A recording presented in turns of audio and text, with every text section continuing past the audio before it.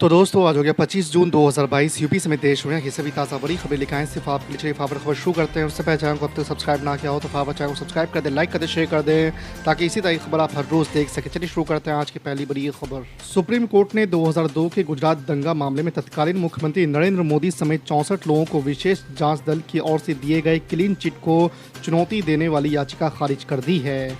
आपको बता दें कांग्रेस सांसद एहसान जाफरी की पत्नी जकिया जाफरी की ओर से दायर याचिका को खारिज करते हुए कोर्ट ने यह भी समझाया है कि प्रशासन की किसी खामी या सही समय पर उचित कार्रवाई नहीं कर पाने को साजिश से नहीं जोड़ा जा सकता। कोर्ट ने अपनी बात समझाने के लिए कोरोना महामारी का भी उदाहरण दिया है। महाराष्ट्र में चल रहे सियासी संकट के बीच मुख्यमंत्री उद्धव ठाकरे ने इमोशनल कार्ड खेलना जारी रखा है। शुक्रवार रात जारी मैसेज में उन्होंने पार्टी कार्यकर्ताओं को फिर से एक भावुक संदेश दिया है। उन्होंने पूछा है कि अगर कहो तो पार्टी ही छोड़ दूं। इसके अलावा उन्होंने ये भी बताया है कि उन्हें एकनाथ शिंदे पर पहले से ही शक था। आपको बता दें कि महाराष्ट्र के मुख्यमंत्री ने कहा है कि मुझे कुछ दिन पहले ही एकनाथ शिंदे पर शक हुआ था। तब मैंने शिंदे को बुलाकर कहा था कि वो अपने कर्तव्यों का निर्वहन करे और शिवसेना को आगे लेकर जाएं। समाजवादी पार्टी के संरक्षक और पूर्व मुख्यमंत्री मुलायम सिंह यादव की एक बार फिर से तबीयत बिगड़ गई है। आपको बता दें कि 82 वर्षीय मुलायम सिंह यादव को गुरुग्राम के मेदांता अस्पताल में भर्ती कराया गया है। जानकारी के अनुसार मुलायम सिंह रूटीन चेकअप के लिए मेदांता अस्पताल गए थे, जहां उनकी अचानक तबीयत बिगड़ गई। इसके बाद उन्हें अस्पताल में ही भर्ती कराया गया है। राष्ट्रपति पद के पक्ष और विपक्ष दोनों ने उम्मीदवार घोषित कर दिए हैं। वहीं दोनों ही पक्ष अपने अपने उम्मीदवारों के लिए समर्थन जुटाने में लगे हैं। इसी सिलसिले में शुक्रवार को भाजपा अध्यक्ष जेपी नड्डा ने कांग्रेस अध्यक्ष सोनिया गांधी और कुछ अन्य नेताओं से बात किए हैं। इस दौरान नड्डा ने इन सभी से एनडीए उम्मीदवार द्रौपदी मुर्मू के लिए एक मत से समर्थन देने की मांग की है। आपको बता दें कि एनडीए द्वारा द्रौपदी मुर्मू को राष्ट्रपति पद का उम्मीदवार बनाया गया है। वहीं दूसरी तरफ विपक्ष संयुक्त रूप से यशवंत सिन्हा को उम्मीदवार बनाया। कांग्रेस नेता राहुल गांधी के वायनाड स्थित ऑफिस में एसएफआई के कार्यकर्ताओं ने जमकर तोड़फोड़ की है। उनकी तरफ से ऑफिस में मौजूद सामान को नुकसान पहुंचाया गया है। कांग्रेस दावा कर रही है कि ऑफिस में काम कर रहे स्टाफ को भी चोटें आई है। बताया जा रहा है कि एसएफआई के कार्यकर्ता सुप्रीम कोर्ट के हाल ही में लिए गए फैसले से नाराज चल रहे थे। वे इस मुद्दे पर राहुल गांधी के विचार जानना चाहते थे, जिन्होंने अभी तक उस पर कोई प्रतिक्रिया नहीं दी।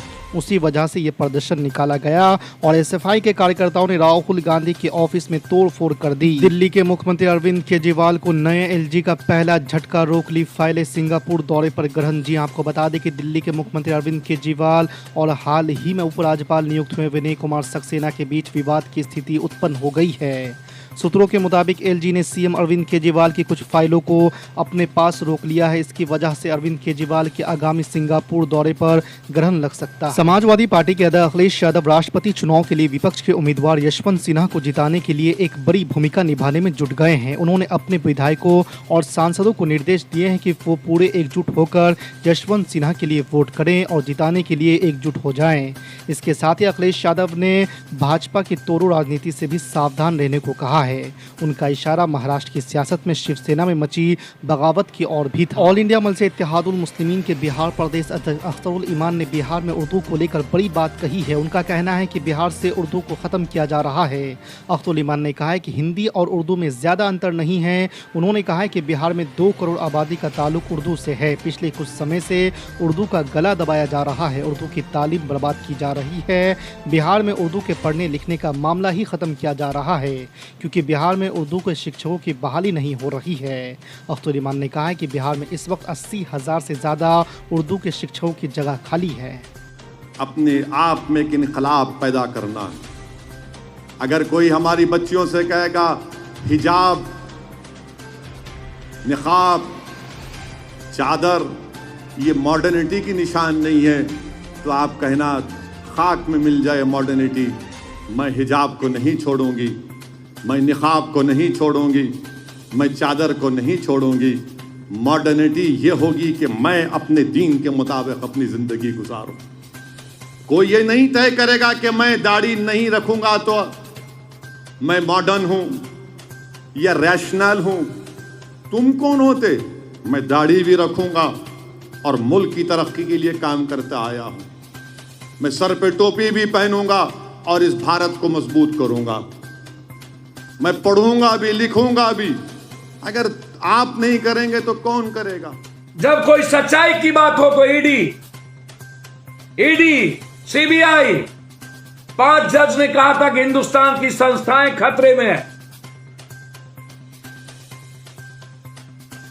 इनसे पूछिए 8 साल में 24 के 1 साल पहले ये याद क्यों आई सारे 10 लाख नौकरी?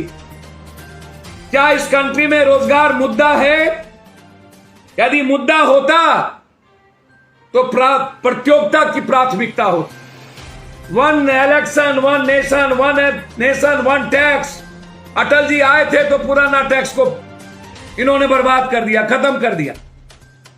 पुराने जितने पदाधिकारी थे, फिर लड़ाई हुई तो कांग्रेस के रीजन में शुरुआत हुआ और कांग्रेस के स्टेट में पुराना पेंशन शुरू हो गई। और जब ये आए तो हमारा पेंशन खत्म कर दिया, अलाउंस खत्म कर दिया। और ये 4 साल की नौकरी, ये डोभाल बोलता है। ये तय कौन किया जनाब? ये सोचिएगा, मेरे पास ट्वीट है। ये तय किया अनिल अंबानी, ये तय किया अदानी, ये तय किया महिंद्रा कंपनी के मालिक महिंद्रा एंड महिंद्रा। कौन तय किया? मैं आपसे जानना चाहता हूं, कौन तय किया? क्या बोला महिंद्रा? 8,000 रुपया देता। ये देखिए, मैं आपको दिखा देता हूं, आप बुरा नहीं मानिएगा। 8,000 रुपया पे सीट है इसकी। 1,32,000 ये नौकरी करवाता है और मात्र 8,000 रुपया ये पे करता है गवर्नमेंट से भी, गवर्नमेंट के रूल से कम। क्या महिंद्रा कंपनी के मालिक पर केस नहीं होना चाहिए? क्या इस पर आवाज नहीं उठाएंगे?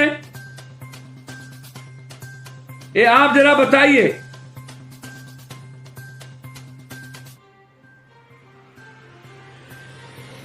क्या बोलते हैं ये लोग? ये लोग बोलते हैं कि 6 महीने में कुछ ट्रेंड कर दो, डिसिप्लिन बना दो, ताकि 4 साल के बाद बीजेपी के दफ्तर में या महिंद्रा कंपनी अदानी के दफ्तर में ट्रेंड व्यक्ति इसको मिल जाए और 8,000, 9,000, 10,000 रुपये में, ये देखो, ये Mahindra security guard salary 1,13,000 average annual salary. ये देखो, ये 1,13,000 है और सैलरी 8,300 या 8,000 कुछ है, 7,000 कुछ है। ये महिंद्रा की है।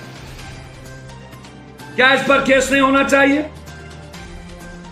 झंडे को सैल्यूट करने वाले क्या इनके यहां नौकरी करेंगे? मैं वहां आऊंगा।